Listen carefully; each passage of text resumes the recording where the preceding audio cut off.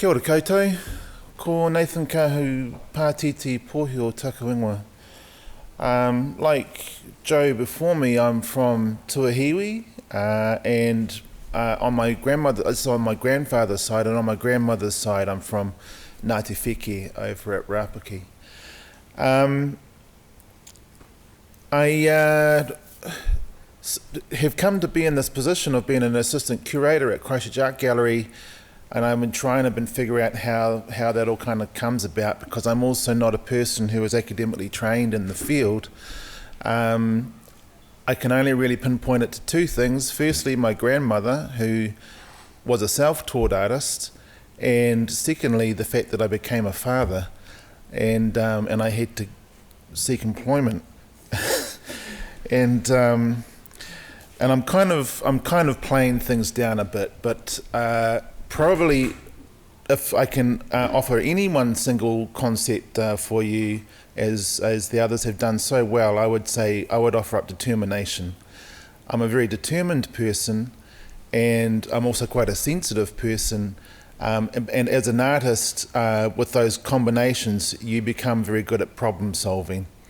Artists are excellent problem solvers, and that's, I think, one of the key things that's got me into the position that I am today, being able to work as a curator at this fantastic institution here in Christchurch. Te Puna o Waiwhetū. Oh, it's not playing. So my, imagine, if you like, your favourite things, your most favourite things, and then imagine a space where you get to display all of those favourite things. That's kind of how I think about the role. I love my job. Like Joe says, you know, Friday comes too soon, Monday can't come soon enough, and I get to work with in particular, the Māori part of the collection at Christchurch Art Gallery, Te Puna o Waiwhetū. This exhibition here, Ship Songs, is a personal favourite. With this, I was looking at our arrivals to Paemanu in particular, and Horamaka Banks Peninsula. My tūpuna obviously clearly arrived here on Waka, from Moana Nui a Kiwa, from Hawaii, which is made up of 3 principal islands, I believe, Tahiti, Rarotonga and Raiatea. And through quite a few hundred years, we came to settle here. Polynesians came here and became Māori. There's a transformation that takes place, I believe, through the whenua. And I think that can be seen also for our European friends who came here and became Pākehā or New Zealanders. It's the whenua that is transformative. So I'm looking at this here with 3 very early paintings from the arrival of the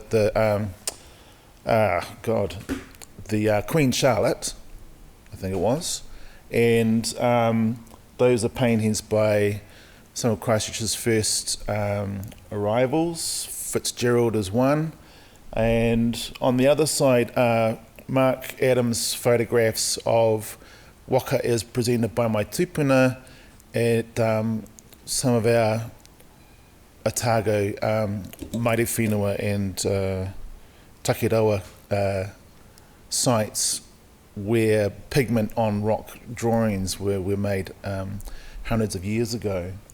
The photography and the painting kind of talk to each other across the space. And in the centre is a photograph by Ngāi Tahu artist Fiona Partington of the Queen Charlotte, a replica in glass that's in the collection of Canterbury Museum. I went to Aranui High School.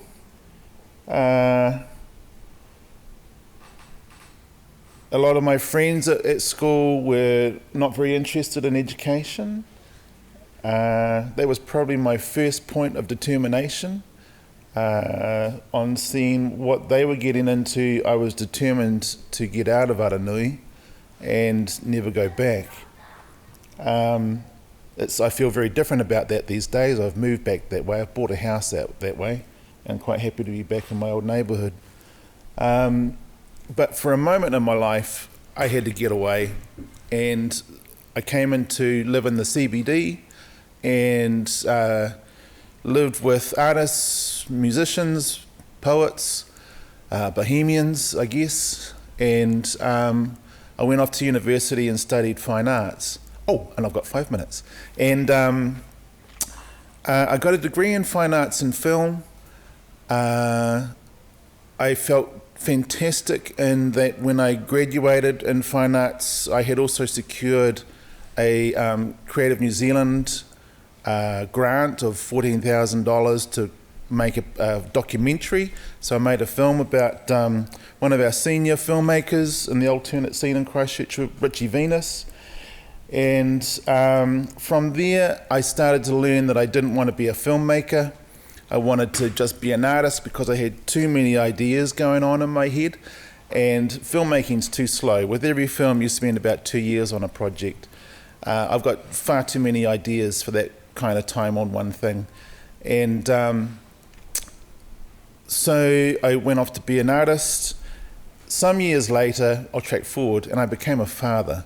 And that was really significant for me because I had done many kinds of jobs, particularly labouring, and I loved gardening. But it was becoming apparent that I had to get really quite responsible. And I was fortunately in 2003 invited into an exhibition at Christchurch Art Gallery called Te Puna o Kāi Tahu.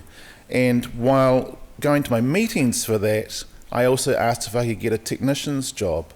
And I was given the job. After about a month or so, the job place became available. Within 2 years, I was being upskilled into exhibition design. I worked as an exhibition designer for about 14 years, which put me in touch with artists who were a lot of friends, the curators, and realising the projects, the problem solving I was talking about before. The problem solving was resolving the issues between the artist and the curator, the conservation team and the registration team. And my colleagues here, my fantastic colleagues here, all know those kind of fields of issues that need to be taken care of. And then you've got an artist who wants to be able to display some of this stuff. And so you have to take care of all those kind of responsibilities as well as meet the artist's desired outcomes. And so I relished in that work. And it wasn't until after 14 years that the earthquakes changed the institution and we had our repair jobs done that I got a shoulder tap to basically say, Nathan, if you were to do an art show an exhibition in this space, what would you do? And I said, I know exactly what I would do. I would look to the 18 papatapu runanga on this island, and I would try and find the earliest representation of that site as I possibly could through archives. And so with my colleagues at Canterbury Museum, Hocken, the Alexander Turnbull Library, that exhibition managed to manifest. Look, I'm going to stop there because I think I'm probably out of time. I'm just scrolling through these exhibitions, but I'll leave you with this one here by Maureen Lander, Flatpack Whakapapa. And Maureen is a senior Māori weaver. She is fascinating to listen to, and I just kind of think in this particular field you get to work with some incredible people that carry a vast amount of skills and knowledges, and when they talk to you about it, it all becomes incredibly clear and straightforward. So I'll leave that there. The works are really quite incredible. This exhibition, Aotea, is on at the moment. I encourage you to come through and take a look. And Aotea is a space that is cleared for conversation. I'll leave that there. Kia ora.